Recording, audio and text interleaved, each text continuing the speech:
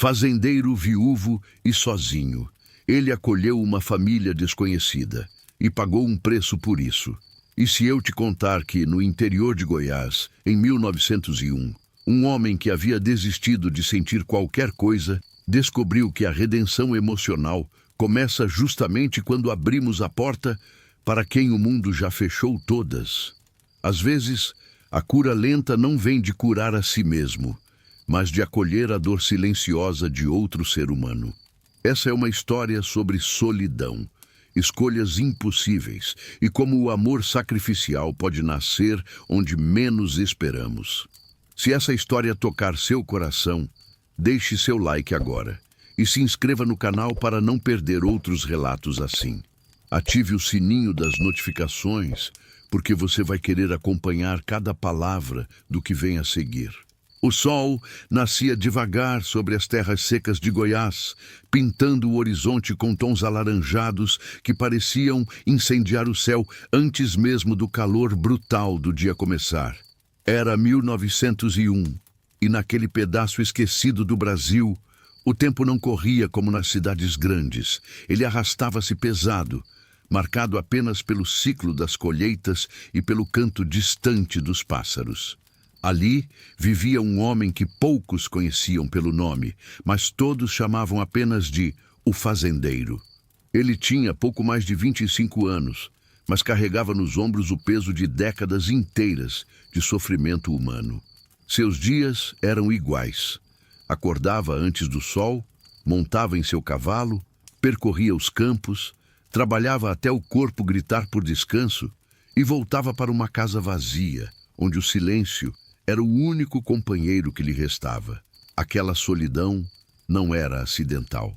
Ele a havia escolhido, ou pelo menos era isso que repetia para si mesmo todas as noites, quando olhava para o teto de madeira da casa e sentia o vazio apertar o peito como uma mão invisível.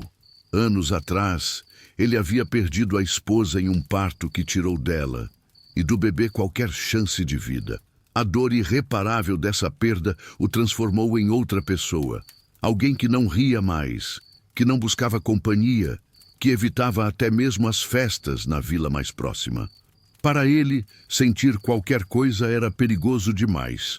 Se ele se permitisse amar de novo, se deixasse alguém entrar em sua vida, a perda poderia voltar, e ele sabia que não sobreviveria a isso uma segunda vez.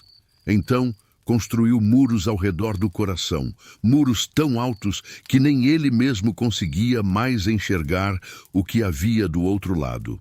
As pessoas da região o respeitavam, mas mantinham distância. Ele era conhecido como um homem justo, que pagava bem seus trabalhadores e nunca enganava ninguém nas trocas de mercadorias. Mas também era visto como alguém frio, distante, quase inacessível. Diziam nas rodas de conversa que ele havia perdido a alma junto com a esposa, que não tinha mais coração para dar a ninguém. E talvez tivessem razão. Talvez ele realmente tivesse deixado a melhor parte de si enterrada naquele pequeno cemitério da fazenda, onde uma cruz de madeira marcava o lugar onde tudo o que ele amava havia sido tomado dele. O luto contido se tornara sua segunda pele, algo que ele vestia todos os dias sem nem perceber mais. Mas a vida tem um jeito peculiar de nos confrontar justamente quando achamos que já não há mais nada a sentir. Naquela manhã de agosto, enquanto o fazendeiro seguia pela estrada de terra que ligava sua propriedade à vila, algo diferente aconteceu. Ele viu, ao longe, um grupo de pessoas sentadas à beira do caminho. Não era incomum encontrar viajantes por ali, mas havia algo naquela cena que o fez puxar as rédeas do cavalo e diminuir o passo. Eram 4 figuras, pequenas e encurvadas, como se o próprio peso da vida as tivesse dobrado ao meio. Enquanto se aproximava, ele conseguiu distinguir melhor. Uma mulher, visivelmente exausta, e 3 crianças agarradas a ela como se fossem a última coisa que as mantinha vivas. A mulher levantou os olhos quando ouviu o som dos cascos do cavalo. Seus olhos eram fundos, marcados por noites sem sono e dias sem comida. Ela não pediu nada, não estendeu a mão, apenas olhou para ele com aquela resignação silenciosa de quem já não espera mais bondade silenciosa de ninguém. As crianças, pequenas demais para entender completamente a gravidade da situação, olhavam para o chão com os rostos sujos de poeira e os lábios rachados pela sede. A cena toda era um retrato vivo do sofrimento humano, daquele tipo de miséria que não grita, que não pede atenção, mas que corrói por dentro como ferrugem em ferro velho.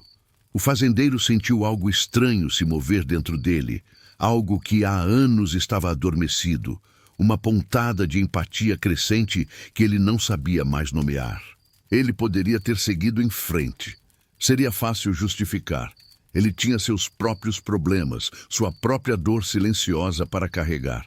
Além disso, aquela região estava cheia de histórias sobre pessoas que fingiam necessidade para roubar viajantes desavisados. Seria sensato apenas acenar com a cabeça, desejar boa sorte e continuar seu caminho. Mas algo o impediu. Talvez fosse a lembrança da própria esposa, que sempre teve um coração generoso e nunca passou por alguém em necessidade sem oferecer ajuda. Talvez fosse o fato de que, naquele momento, ele viu em si mesmo a mesma desolação que via naquela família, apenas vestida de roupas diferentes. Ele estava tão perdido quanto eles, só que sua fome era de outro tipo. Então, contrariando tudo o que havia se tornado, contrariando a lógica fria que governava sua vida há tanto tempo, o fazendeiro desmontou do cavalo. Seus pés tocaram o chão empoeirado, e ele caminhou em direção àquela mulher e àquelas crianças. Ele não sabia ainda, mas aquele simples ato de parar, de descer do cavalo e decidir não virar o rosto, seria a reviravolta inesperada que mudaria para sempre o rumo de sua vida, e também a delas. Porque, às vezes, a redenção emocional começa com uma escolha impossível, a escolha de sentir de novo, mesmo quando sentir dói mais do que qualquer ferida física. O fazendeiro ficou parado ali, com as rédeas do cavalo ainda na mão, olhando para aquela cena que parecia ter saído de um pesadelo. A mulher não se mexeu, mas seus olhos continuaram fixos nele, não com esperança, mas com uma espécie de avaliação cautelosa, como um animal ferido que não sabe se deve confiar na mão estendida ou fugir dela. Ele entendeu aquele olhar. Ele próprio havia desenvolvido o mesmo ao longo dos anos. A desconfiança de que qualquer aproximação humana traria mais dor do que alívio. Era como se ambos fossem sobreviventes de naufrágios diferentes, mas que haviam aprendido a mesma lição amarga sobre a vida. Não era fácil quebrar esse tipo de barreira, e ele sabia disso melhor do que ninguém. As crianças, por outro lado, eram pura inocência ferida. A mais velha, uma menina de talvez 6 ou 7 anos, segurava a mão de um menino menor, que não devia ter mais que 4 anos. Nos braços da mulher havia um bebê tão quieto que, por um momento terrível, o fazendeiro temeu que já não estivesse mais vivo. Mas então o bebê se mexeu, um movimento fraco, quase imperceptível, e ele sentiu um alívio estranho percorrer seu corpo. Aquelas crianças eram personagens vulneráveis na história mais cruel que a vida podia escrever. Nasceram em um mundo que não lhes ofereceu nada além de abandono, fome e incerteza. E ainda assim ali estavam, agarradas à mãe, confiando que de alguma forma ela as manteria vivas, mesmo quando todas as probabilidades diziam o contrário. O fazendeiro finalmente encontrou palavras, embora sua voz saísse mais rouca do que pretendia. "Vocês estão precisando de ajuda?" Era uma pergunta óbvia, quase ridícula diante do que ele estava vendo, mas ele não sabia como mais começar. A mulher demorou para responder como se estivesse pesando cada palavra, medindo cada risco. "A gente está há 2 dias sem comer direito", ela disse por fim, com uma voz cansada que carregava o peso de todas as escolhas impossíveis que havia feito para chegar até ali. "Meu marido, ele nos deixou. Disse que não dava mais conta, que era melhor a gente se virar sozinha." Havia uma dor silenciosa naquelas palavras, uma ferida aberta que sangrava sem fazer barulho, porque ela já não tinha nem força para gritar. Aquilo atingiu o fazendeiro de um jeito que ele não esperava.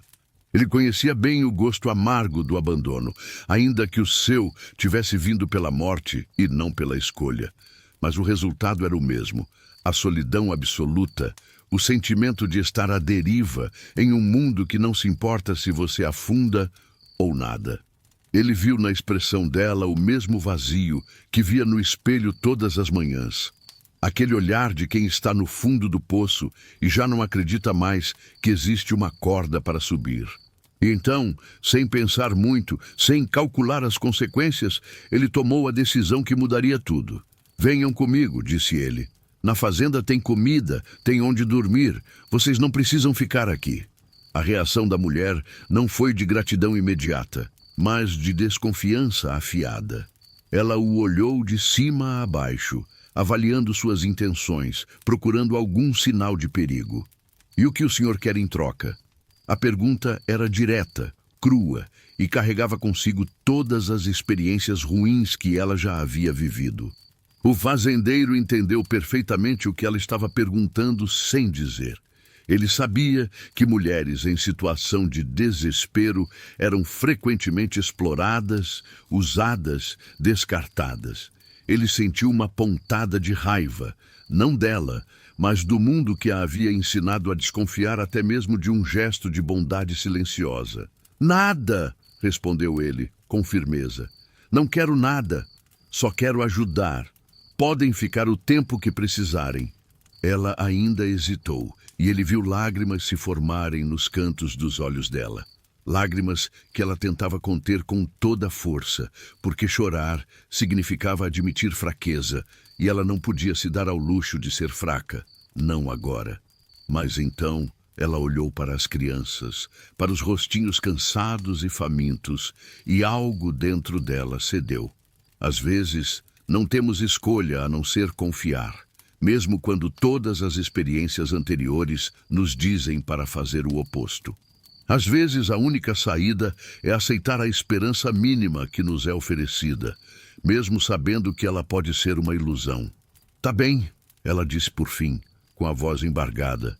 "A gente vai com o senhor. Mas se o senhor tentar qualquer coisa com a gente, eu juro que..." Ele levantou a mão, interrompendo-a gentilmente. "Não vou tentar nada. Vocês vão estar seguras, eu prometo." E naquele momento, enquanto ajudava aquela mulher e aquelas crianças a subirem na carroça que ele usava para transportar suprimentos, o fazendeiro sentiu algo que não sentia há anos: um propósito.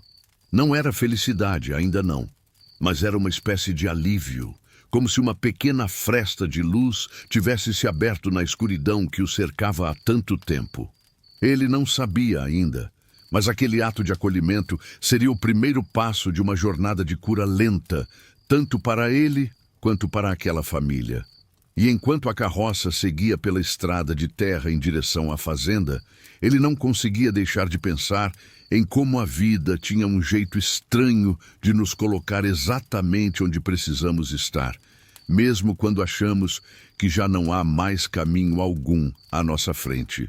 Quando a carroça finalmente chegou à fazenda, o sol já estava alto no céu, derramando seu calor implacável sobre a terra seca de Goiás. A propriedade não era grande, mas era bem cuidada, com uma casa de madeira simples, um cercado para os animais e uma pequena horta que resistia bravamente ao clima árido. A mulher e as crianças desceram da carroça com movimentos lentos, quase desconfiados, como se ainda estivessem processando a realidade de que haviam encontrado abrigo. O fazendeiro as conduziu para dentro da casa, e elas olharam ao redor com uma mistura de admiração e medo.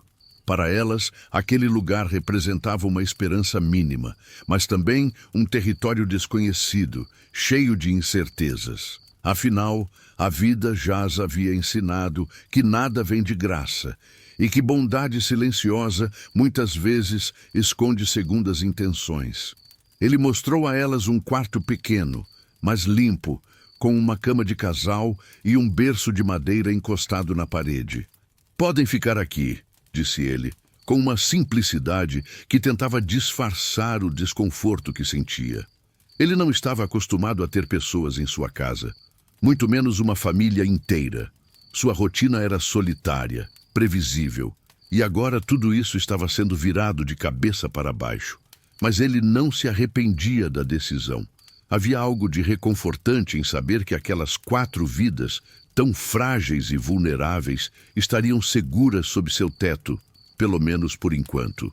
A mulher agradeceu com um aceno de cabeça, ainda sem palavras, e as crianças se aglomeraram ao redor dela, buscando a segurança que só a presença materna podia oferecer. Nos primeiros dias, a casa foi dominada por um silêncio pesado, quebrado apenas pelos sons inevitáveis da convivência. Os passos no assoalho de madeira, o choro ocasional do bebê, o farfalhar das roupas sendo lavadas. A mulher se mantinha distante, sempre alerta, sempre pronta para pegar as crianças e sair correndo ao menor sinal de perigo. Ela ajudava com as tarefas da casa sem que ele pedisse, como se quisesse pagar de alguma forma pela hospitalidade, mas sempre evitava contato visual direto. O fazendeiro, por sua vez, respeitava aquela distância.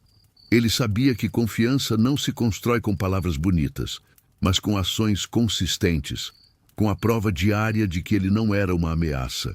Ele continuava sua rotina de sempre. Acordava cedo, trabalhava na roça, voltava ao entardecer. A única diferença era que agora, quando voltava, a casa não estava mais vazia. As crianças foram as primeiras a começarem a relaxar. Crianças têm essa capacidade extraordinária de se adaptar, de encontrar alegria mesmo nas situações mais difíceis. A menina mais velha, que ele descobriu se chamar Clara, começou a explorar os arredores da fazenda com curiosidade tímida. O menino, que atendia por Miguel, passou a segui-la como uma sombra, imitando cada movimento da irmã. E o bebê, cujo nome era João, começou a ganhar cor nas bochechas e força nos movimentos, alimentado pelo leite que o fazendeiro conseguia de uma das vacas da propriedade. Ver aquelas crianças voltando lentamente à vida era como assistir a flores brotando em solo árido. Era uma transformação sutil, quase imperceptível no dia a dia, mas profundamente significativa quando se olhava para trás e via o quanto elas haviam mudado. Mas apesar dos pequenos avanços, a tensão ainda pairava no ar. A mulher, que se apresentou como Helena, continuava fechada em si mesma, carregando o peso de todas as perdas mal resolvidas que havia acumulado ao longo da vida. Uma noite, enquanto jantavam em silêncio à mesa da cozinha, o fazendeiro tentou puxar conversa. "As crianças estão melhores", comentou ele, com um tom neutro que tentava não soar invasivo. Helena apenas assentiu, mexendo distraída na comida que ele havia preparado. "É", respondeu ela depois de uma pausa longa. "Elas estão comendo bem. Isso faz diferença." E então, em um momento de vulnerabilidade inesperada, ela acrescentou: "Eu não sei como agradecer o que o senhor está fazendo, mas também não sei por quanto tempo a gente pode ficar aqui." Aquela frase revelava o conflito interno que ela enfrentava. A gratidão misturada com a insegurança, o alívio temporário misturado com o medo do futuro. Ela estava acostumada a viver no fio da navalha, sempre um passo à frente do desastre total. E agora não sabia como processar a ideia de que talvez, apenas talvez, as coisas pudessem melhorar. O fazendeiro olhou para ela e, pela primeira vez desde que se conheceram, seus olhos se encontraram de verdade. "Vocês podem ficar quanto tempo quiserem", disse ele, com uma sinceridade que vinha lá do fundo do peito. "Não vou mandar vocês embora. Isso aqui é grande demais para um homem só e, bem, acho que está fazendo bem para todos nós." Era verdade. Ele próprio estava começando a sentir algo diferente. Como se a presença daquela família estivesse lentamente preenchendo os espaços vazios que ele havia aprendido a ignorar. Não era amor, ainda não, e talvez nunca fosse. Mas era uma conexão humana, uma empatia crescente que o lembrava de que ele ainda era capaz de se importar com alguém além de si mesmo. E isso, de alguma forma, era um tipo de redenção emocional. Helena não respondeu imediatamente, mas ele viu algo mudar em sua expressão. Uma suavização quase imperceptível das linhas duras que marcavam seu rosto. Talvez ela estivesse começando a acreditar que ele realmente não tinha más intenções. Talvez ela estivesse, pela primeira vez em muito tempo, permitindo-se ter esperança. E enquanto o silêncio voltava a dominar a mesa, não era mais um silêncio pesado de desconfiança, mas um silêncio diferente, mais suave, quase confortável. Era o tipo de silêncio que existe entre pessoas que estão começando, devagar e com cuidado, a construir algo juntas. A notícia de que o fazendeiro havia levado uma mulher desconhecida e suas 3 crianças para morar em sua propriedade não demorou a se espalhar pela região. Em comunidades pequenas como aquela, onde todos conheciam a vida de todos, qualquer novidade virava assunto nas rodas de conversa, e essa, em particular, era especialmente suculenta para as línguas afiadas. As pessoas começaram a especular, a criar histórias, a julgar sem conhecer os fatos. Alguns diziam que ele havia enlouquecido de vez, que a solidão finalmente havia cobrado seu preço e o transformado em alguém irresponsável. Outros sugeriam coisas piores. Insinuavam que aquela mulher não era uma pessoa em necessidade, mas alguém de caráter duvidoso, e que ele estava sendo enganado ou, pior, envolvido em algo impróprio. Na primeira vez que o fazendeiro foi à vila para comprar suprimentos, sentiu na pele o peso do julgamento alheio. As pessoas o cumprimentavam com educação, mas havia frieza no tom, uma distância que não existia antes. Alguns o olhavam com desaprovação mal disfarçada, outros com curiosidade mórbida, esperando por algum detalhe escandaloso que pudessem acrescentar às suas fofocas. O dono do armazém, um homem de meia idade com quem o fazendeiro sempre mantivera uma relação cordial, não conseguiu se conter. "Ouvi dizer que você está com visitas lá na fazenda", comentou enquanto embrulhava os itens que o fazendeiro havia comprado. "Uma mulher com uns meninos, é?" A pergunta vinha carregada de insinuação, e o fazendeiro sentiu o sangue ferver. "É verdade", respondeu ele com voz firme. "Encontrei eles na estrada, sem comida, sem destino. Ofereci abrigo. Problema nisso?"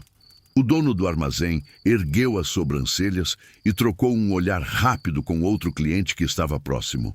"Problema não tem, claro", disse ele. Mas o tom deixava claro que achava que sim, que havia muitos problemas. "Só acho que você devia ter cuidado. Gente estranha pode trazer confusão. E sabe como é? As pessoas vão falar, vão pensar coisas." O fazendeiro pegou os embrulhos, pagou e saiu sem dizer mais nada, mas aquela conversa ficou martelando em sua cabeça durante todo o caminho de volta. Ele sabia que as pessoas falariam, mas não esperava que isso o incomodasse tanto. Quando chegou em casa, Helena estava estendendo roupas no varal, e as crianças brincavam perto da horta. A cena era tão pacífica, tão cheia de inocência ferida sendo lentamente curada, que ele se perguntou como alguém poderia ver algo de errado nisso. Mas ele também entendia, de certa forma, a desconfiança das pessoas. Aquele mundo era duro e a sobrevivência muitas vezes dependia de ser cauteloso, de não confiar fácil demais. Ainda assim, doía sentir que estavam julgando não só ele, mas também Helena e as crianças, sem saber nada sobre o sofrimento humano que eles haviam enfrentado. Era como se a compaixão tivesse se tornado algo suspeito, algo que precisava ser explicado e justificado. Helena percebeu que algo o incomodava. "Aconteceu alguma coisa na vila?" perguntou ela, com uma cautela que revelava que já estava acostumada a problemas. Ele hesitou, mas decidiu ser honesto. "As pessoas estão falando sobre vocês estarem aqui." Ela baixou os olhos e assentiu, como se já esperasse por isso. "Eu sabia que ia dar problema", disse ela com uma tristeza resignada. "Sempre dá." Gente como eu, a gente não tem direito de ter um lugar decente. Todo mundo sempre acha que a gente está querendo aproveitar de alguém ou que a gente é problema. Aquelas palavras eram carregadas de dor silenciosa, de uma vida inteira sendo julgada e condenada sem direito à defesa. O fazendeiro sentiu uma onda de raiva e determinação. Não me importa o que eles acham, disse ele, com uma veemência que surpreendeu até a si mesmo. Vocês vão ficar aqui enquanto quiserem. Ninguém tem nada a ver com isso. É minha casa, minha decisão.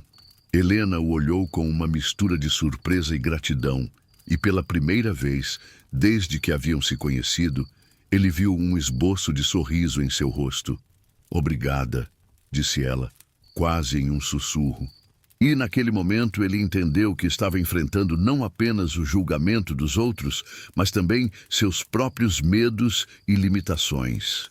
Ajudar realmente exige coragem, exige estar disposto a enfrentar críticas, incompreensões e até mesmo hostilidade. Mas ele também percebeu algo importante. Aquela situação estava forçando-o a sair da sua zona de conforto, a se conectar novamente com o mundo, mesmo que de forma conflituosa. Ele havia passado anos evitando as pessoas, escondendo-se atrás dos muros de sua solidão autoimposta. Agora, ao tomar posição, ao defender Helena e as crianças, ele estava voltando a participar da vida, a tomar decisões que importavam, a se importar com algo além de sua própria dor irreparável. E isso, apesar de todo o desconforto, era libertador. Porque às vezes, a redenção emocional passa por enfrentar não apenas nossos próprios demônios internos, mas também os julgamentos e preconceitos do mundo lá fora.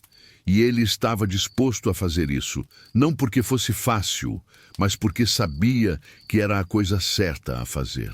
As semanas passaram e a rotina na fazenda foi ganhando novos contornos. A presença de Helena e das crianças transformou o espaço, encheu-o de vida de uma forma que o fazendeiro não imaginava ser possível.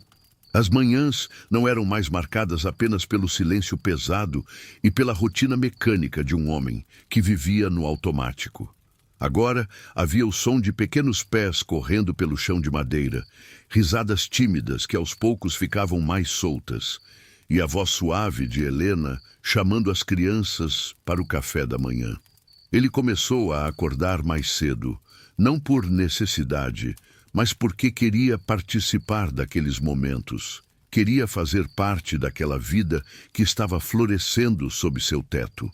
Clara, a menina mais velha, foi a primeira a realmente se aproximar dele. Um dia, enquanto o fazendeiro consertava a cerca do cercado, ela apareceu ao seu lado com um olhar curioso. "O senhor pode me ensinar a fazer isso?" perguntou ela, apontando para as ferramentas. Ele ficou surpreso com o pedido, mas sentiu uma pontada de ternura que o pegou desprevenido. "Claro", respondeu, e passou a tarde inteira mostrando a ela como amarrar cordas, pregar tábuas e cuidar dos animais. Clara aprendia rápido, e havia nela uma determinação que lembrava muito a mãe. Enquanto trabalhavam lado a lado, ele percebia que estava construindo algo precioso, uma conexão baseada não em palavras, mas em ações compartilhadas. Era um tipo de amor sacrificial silencioso, que se expressava através de gestos simples, mas profundamente significativos. Miguel, o menino mais novo, era mais tímido, mas também começou a se abrir. Ele adorava os animais, especialmente os cavalos, e passava horas observando-os com os olhos arregalados de admiração. Um dia, o fazendeiro o colocou sobre a sela de um dos cavalos mais mansos e caminhou ao lado, segurando as rédeas com firmeza. O sorriso que iluminou o rosto de Miguel naquele momento foi algo que ele guardaria para sempre na memória. Era a inocência ferida sendo restaurada, a capacidade de sentir alegria retornando aos poucos para aquela criança que havia passado por tanto. E o bebê João, que antes era apenas um fardo silencioso nos braços de Helena, agora balbuciava e estendia as mãozinhas para pegar objetos, mostrando que estava crescendo saudável e forte. Helena, por sua vez, também estava mudando. Ela ainda carregava em si a marca do sofrimento humano que havia vivido, mas a dureza de seu olhar estava se suavizando. Ela começou a conversar mais, a contar pequenos pedaços de sua história, sempre com cuidado, como se testasse até onde podia confiar. Ela falou sobre o marido que a abandonou, sobre as noites em que não sabia de onde viria a próxima refeição, sobre o medo constante de que algo acontecesse com as crianças. Cada palavra era uma ferida exposta, mas também um passo em direção à cura lenta. O fazendeiro a ouvia em silêncio, sem julgar, sem interromper, oferecendo apenas sua presença e sua empatia crescente. Uma noite, depois que as crianças foram dormir, eles ficaram sentados na varanda, olhando para o céu estrelado que brilhava sobre o sertão. Helena quebrou o silêncio com uma pergunta que parecia carregar o peso de todas as suas incertezas. Por que você fez isso? Por que nos ajudou? Ele demorou a responder, porque era uma pergunta que ele mesmo vinha se fazendo. Acho que porque eu sei como é estar perdido, disse ele por fim.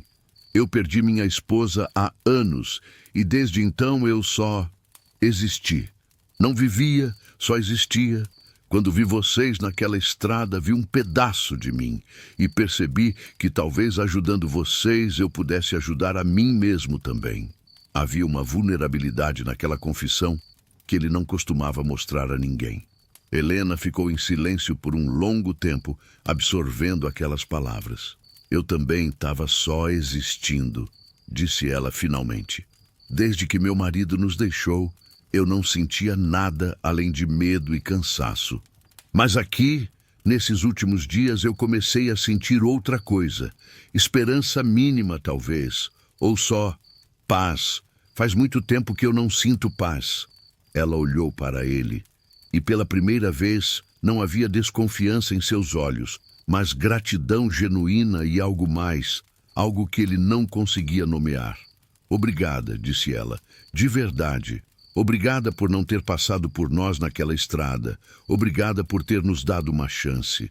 Aquele momento marcou uma reviravolta inesperada na relação entre eles.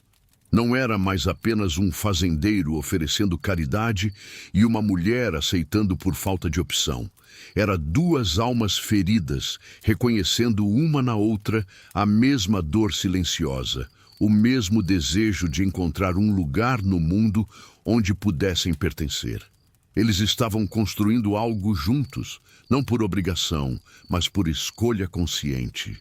E enquanto a noite avançava e as estrelas continuavam a brilhar acima deles, ambos sentiam que algo estava mudando, que a solidão que os havia definido por tanto tempo estava finalmente começando a dar lugar a outra coisa. A possibilidade de recomeçar, de construir laços que não eram baseados no sangue, mas no acolhimento sincero e na compaixão mútua. A paz que estava se construindo na fazenda foi abalada quando, certa tarde, uma visita inesperada chegou à propriedade. O fazendeiro estava no campo quando viu a figura de um homem descendo de um cavalo perto da casa. Havia algo familiar naquela silhueta e, quando ele se aproximou, reconheceu o visitante. Era Antônio, um antigo amigo da época em que sua esposa ainda era viva. Eles haviam se afastado depois da tragédia, não por brigas ou ressentimentos, mas simplesmente porque o fazendeiro havia cortado laços com todo mundo. Antônio tinha o rosto marcado pela idade e pela vida dura do sertão, mas ainda mantinha o mesmo olhar direto e franco que o fazendeiro se lembrava. Faz tempo, disse Antônio, estendendo a mão. O fazendeiro apertou, sentindo um misto de desconforto e nostalgia. Faz sim, respondeu ele. O que te traz aqui? Antônio não rodeou. Vim porque estou ouvindo coisas. O pessoal na vila está falando que você está com uma mulher e umas crianças aqui. E estão falando de um jeito que não é bom. Queria ver com meus próprios olhos, ver se você está bem. Havia preocupação genuína na voz dele, mas também uma ponta de julgamento velado, como se ele estivesse preparado para confrontar o fazendeiro se necessário. Aquilo incomodou, mas o fazendeiro sabia que Antônio estava ali por consideração, não por malícia. Eles entraram na casa, e o fazendeiro explicou toda a situação. Como havia encontrado Helena e as crianças, como decidiu ajudá-las, como estava tentando dar a elas uma chance de recomeçar. Antônio ouviu em silêncio, mas seu rosto mostrava ceticismo. "Você sabe que as pessoas vão falar, né?" disse ele quando o fazendeiro terminou. "Vão achar que você está sendo aproveitado, ou pior, uma mulher sozinha, 3 crianças. A história não parece boa, você sabe disso." O fazendeiro sentiu a raiva subir, mas se controlou. "E por que não parece boa?" retrucou. "Porque ela é pobre, porque foi abandonada pelo marido, e isso faz dela indigna de ajuda?" Antônio suspirou, esfregando o rosto com as mãos. "Não é isso. É que você passou anos se fechando para o mundo. Não falava com ninguém, não queria ajuda, não aceitava companhia. E de repente aparece com uma família inteira morando aqui. As pessoas não entendem. Acham estranho, e francamente, eu também acho." Aquelas palavras doeram mais do que o fazendeiro esperava, porque vinham de alguém que ele considerava amigo, mas também o fizeram perceber algo importante. Ele havia mudado, e essa mudança assustava as pessoas que o conheciam antes. Ele não era mais o homem fechado e amargurado que se escondia da vida. Ele estava tentando, de forma desajeitada e incerta, reconectar-se com o mundo, e isso desafiava a imagem que todos tinham dele. "Eu sei que parece estranho", admitiu o fazendeiro. "Mas sabe o que é mais estranho? Passar anos carregando um luto contido que não leva a lugar nenhum. Viver sozinho, sem propósito, sem conexão, só esperando o tempo passar. Quando eu vi aquela mulher e aquelas crianças na estrada, eu vi uma chance de fazer algo que importasse. E sim, talvez eu tenha mudado, mas acho que mudei para melhor." Antônio ficou em silêncio por um momento, processando aquelas palavras.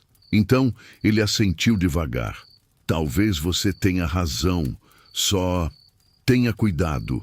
O mundo não é gentil com quem tenta fazer o certo. Às vezes, a bondade silenciosa é punida, não recompensada." Depois que Antônio foi embora, o fazendeiro ficou na varanda pensando na conversa. Ele percebeu que estava sendo forçado a confrontar não apenas o julgamento alheio, mas também suas próprias feridas antigas. Durante anos, ele se agarrou à memória da esposa como se isso fosse tudo o que lhe restava. Ele construiu uma espécie de santuário interno para aquela dor irreparável, e viver naquele espaço de sofrimento havia se tornado sua única identidade. Mas agora, ao se abrir para Helena e as crianças, ele estava permitindo que novas memórias fossem criadas, que novos laços fossem formados. E isso significava, de certa forma, deixar ir o passado, não esquecê-lo, mas permitir que ele coexistisse com o presente. Helena saiu da casa e se juntou a ele na varanda. "Ouvi parte da conversa", disse ela. "Você não precisa fazer isso, sabe? Não precisa enfrentar o mundo por nossa causa. Se a gente está trazendo problema para você, a gente pode ir embora." Mas o fazendeiro balançou a cabeça com firmeza. "Não, vocês não vão a lugar nenhum.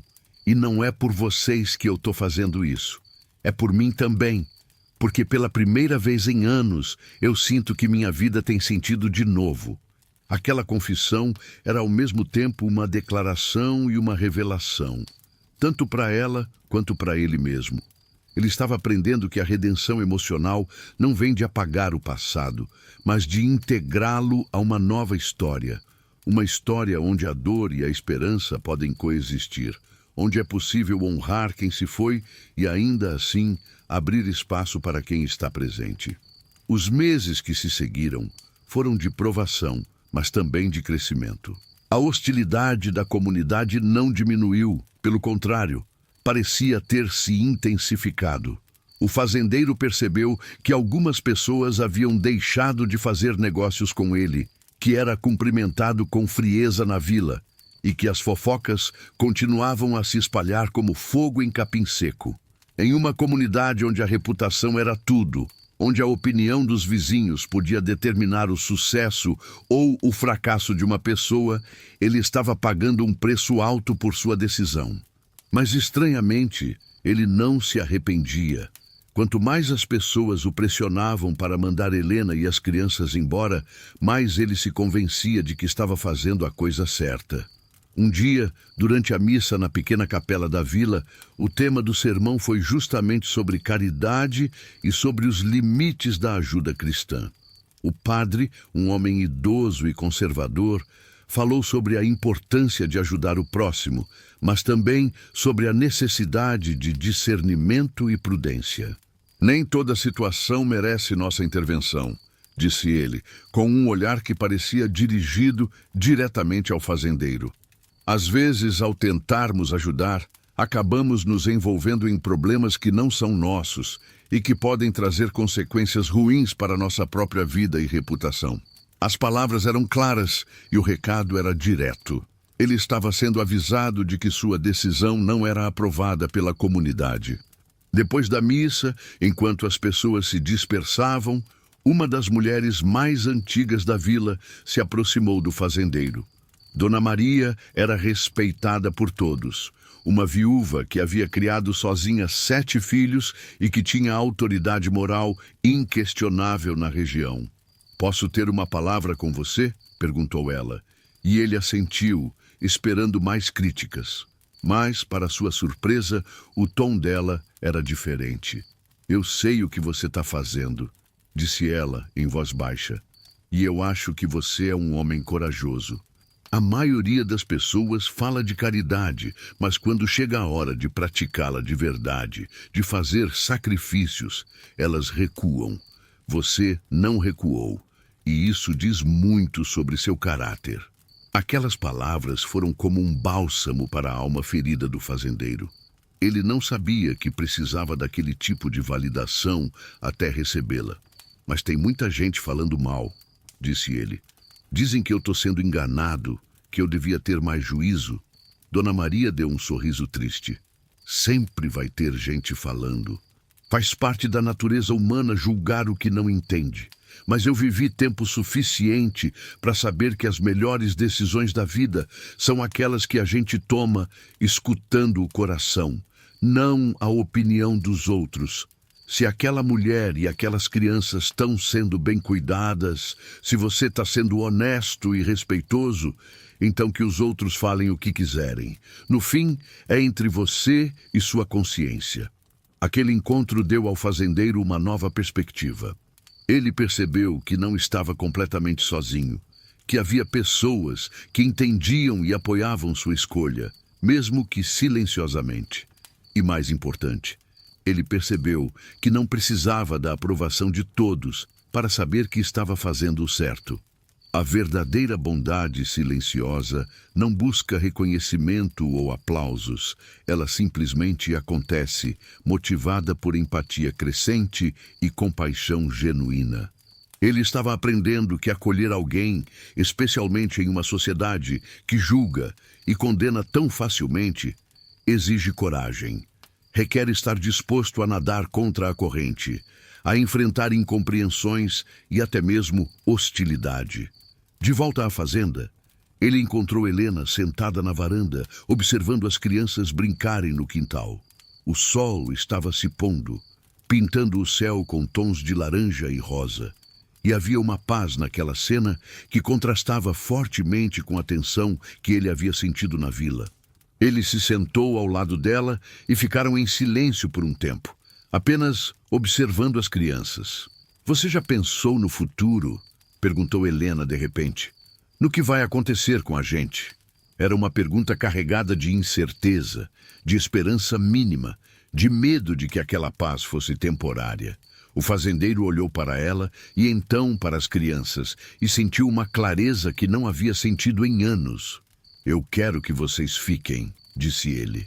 "Não como hóspedes, mas como família.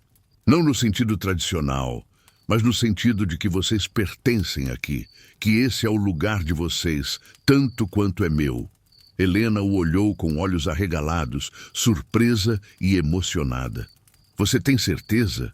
As pessoas vão continuar falando, talvez piore. Ele sorriu, um sorriso pequeno, mas genuíno. Que falem, eu passei tempo demais vivendo para agradar os outros, ou pior, para não desagradar ninguém. Agora eu quero viver de um jeito que faça sentido para mim. E isso, vocês fazem sentido. Aquela foi a escolha impossível, transformada em escolha consciente e afirmativa. Não era sobre caridade ou dever, mas sobre construir algo novo, sobre permitir que o amor sacrificial surgisse de forma orgânica, sem forçar, sem expectativas irreais. Era sobre duas pessoas feridas, cada uma com seu próprio sofrimento humano e suas perdas mal resolvidas, decidindo que juntas poderiam construir algo melhor do que sozinhas conseguiriam. E enquanto o sol terminava de se pôr no horizonte, banhando a fazenda em uma luz dourada, ambos sentiram que algo fundamental havia mudado. Não era o fim da jornada, mas um novo começo. Uma promessa silenciosa de que a redenção emocional era possível, mesmo para aqueles que haviam tocado o fundo do poço e achado que não havia mais saída. O tempo continuou seu curso implacável, trazendo consigo as estações do sertão, a seca que rachava a terra, as chuvas escassas que traziam alívio temporário e os dias intermináveis de calor que testavam a resistência de qualquer um. Mas dentro daquela fazenda no interior de Goiás, algo diferente estava acontecendo. Estava nascendo, silenciosa e organicamente, uma família que não seguia os moldes tradicionais, que não era unida por laços de sangue, mas por algo mais profundo. A escolha deliberada de estar junto, de cuidar uns dos outros, de construir um espaço de segurança e afeto em meio a um mundo duro e frequentemente cruel. Clara, agora com quase 8 anos, havia se tornado a ajudante oficial do fazendeiro. Ela o acompanhava em quase todas as tarefas, aprendendo não apenas sobre o trabalho da roça, mas sobre responsabilidade, perseverança e o valor do esforço honesto. Ela havia adquirido uma confiança que não tinha quando chegou, magra e assustada, naquela estrada meses atrás.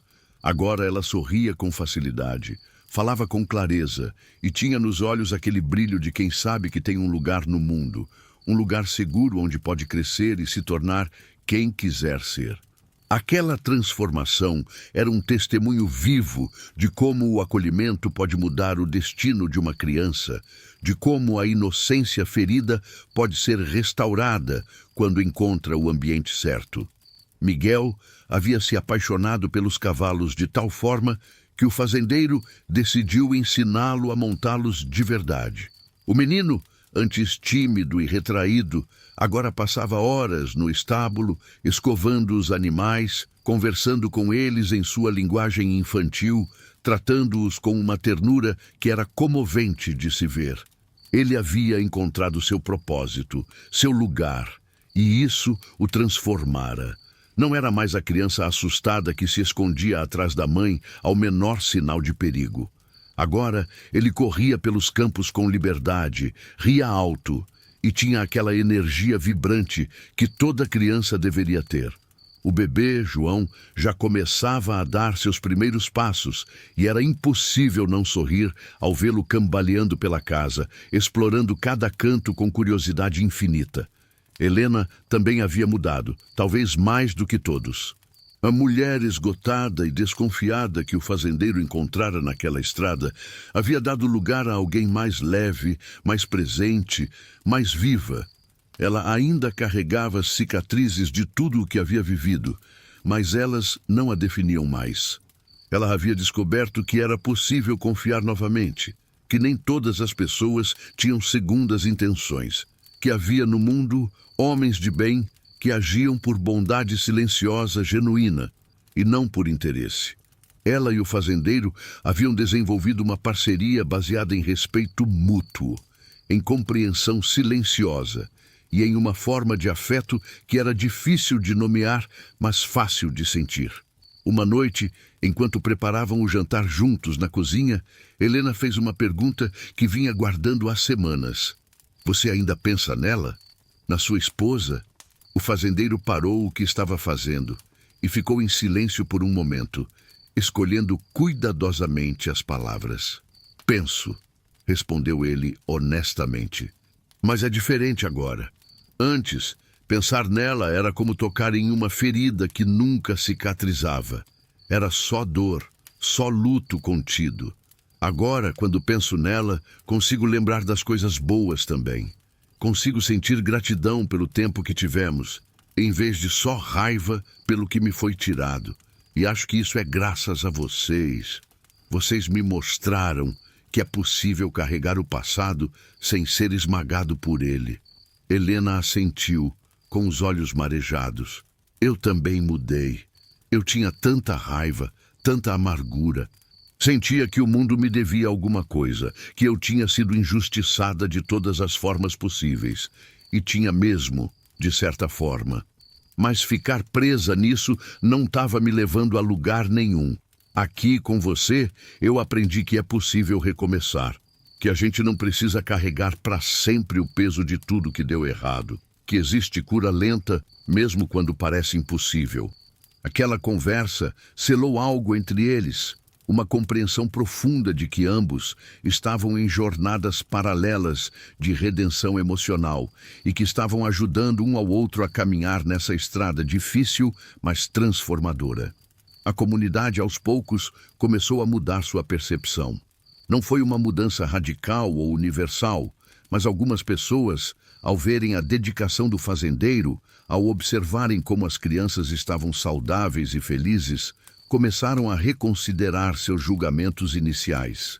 Dona Maria se tornou uma defensora discreta, mas firme, mencionando em conversas que aquilo que o fazendeiro estava fazendo era um exemplo verdadeiro de cristianismo prático, não apenas de palavras vazias. E lentamente, muito lentamente, a hostilidade deu lugar primeiro à indiferença e depois a uma aceitação relutante. Não era perfeito, mas era progresso. Em uma tarde de domingo, enquanto todos descansavam na sombra da varanda, depois de um dia de trabalho, Clara se virou para o fazendeiro e fez uma pergunta simples, mas profunda.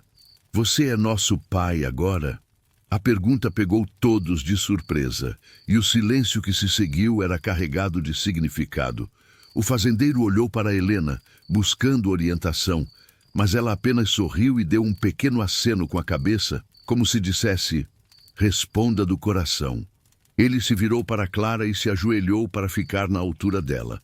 Eu não sou seu pai de sangue, disse ele com ternura, mas se você me quiser como pai de coração, eu aceito com muito orgulho, porque vocês são minha família, do jeito que importa de verdade.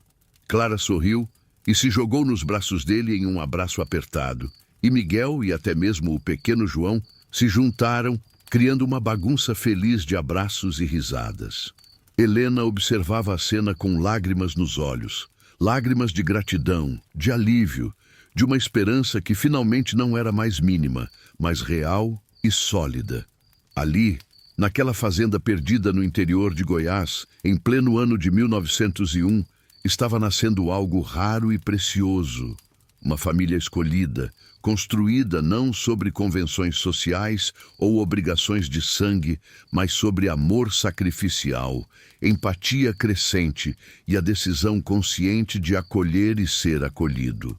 E todos eles sabiam, no fundo do coração, que haviam encontrado algo que muitas pessoas passam a vida inteira procurando sem nunca encontrar. Um lugar onde pertencer, um lugar chamado lar. E assim, naquele pedaço de terra quente e poeirenta do sertão goiano, 4 almas perdidas encontraram umas às outras e construíram algo que o mundo raramente entende, mas que todos secretamente desejam: redenção emocional através do acolhimento. O fazendeiro aprendeu que fechar o coração para não sofrer também significa fechar para tudo, o que torna a vida digna de ser vivida. Helena descobriu que confiar novamente é um ato de coragem, não de fraqueza. E as crianças, bem, Elas simplesmente tiveram a chance de ser crianças, de crescer em um ambiente onde eram amadas e protegidas.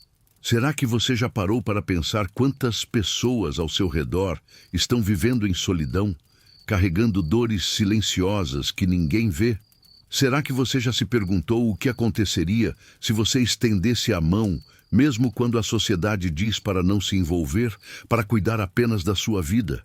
A verdade é que todos nós, em algum momento, somos aquele fazendeiro na estrada, decidindo se paramos ou seguimos em frente. E todos nós, em algum momento, também somos aquela família à beira da estrada, esperando que alguém se importe o suficiente para parar. Essa história nos lembra que família não é só sangue, que amor não é só romance, e que a coisa mais revolucionária que podemos fazer neste mundo egoísta é simplesmente nos importarmos com o sofrimento do outro. Se essa história mexeu com você, deixe seu comentário contando o que você sentiu. Compartilhe suas próprias experiências de acolhimento ou de quando você precisou ser acolhido.